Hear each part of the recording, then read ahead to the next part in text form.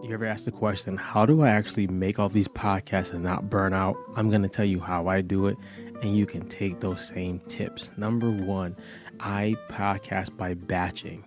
I usually don't record just one episode at a time. Now, mind you, my episodes are not 2 hours long, so I'm not doing like a Joe Rogan podcast, but I try to do more than one at that same time. The reason for that is I want to get very, very far ahead. That's just me. But staying ahead, maybe 1 or 2 weeks ahead, with your recording will help you greatly. A lot of podcasters who do have amazing flow and have been doing it for a while, they usually batch. A key to batching is, if you want to be fancy, is that you can record your episode for half an hour now, change your shirt, record your next episode for half an hour, and you got 2 episodes. That's done. What I did in the past was I would record once in the morning and once at night, and I would do that for like 10 days. And think about that. That gave me 20 episodes.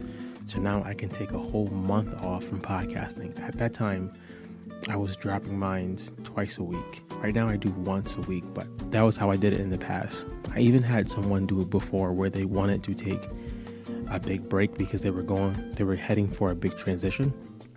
They recorded every day for 30 days and then they scheduled it out. And that was cool because they can just sit there and market, or they can just go about their business and their podcast was out.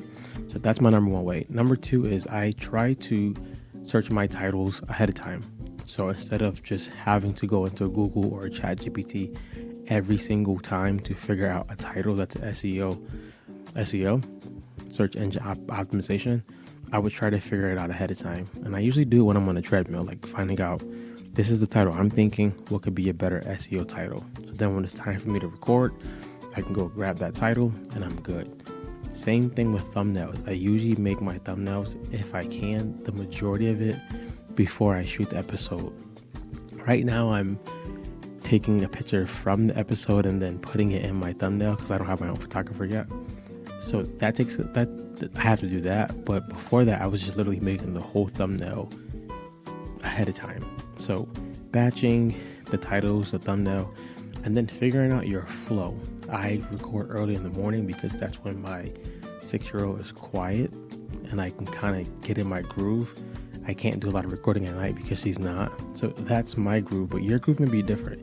You may find out, hey, if I block out 3 hours every 2 weeks and I go to my car, a co-working space, a library. P.S. Libraries are low-key like good spots to record sometimes because they have like those rooms that you can record in.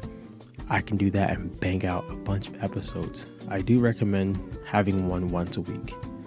Go out, find a way to do that. Someone who we do services for, they record once and we break it up so that they can have something going out every single week for the consistency of YouTube and the algorithm. So that's how I don't burn out. My reason that I skipped, I wanted to leave it for last, is I try not to compare myself with people.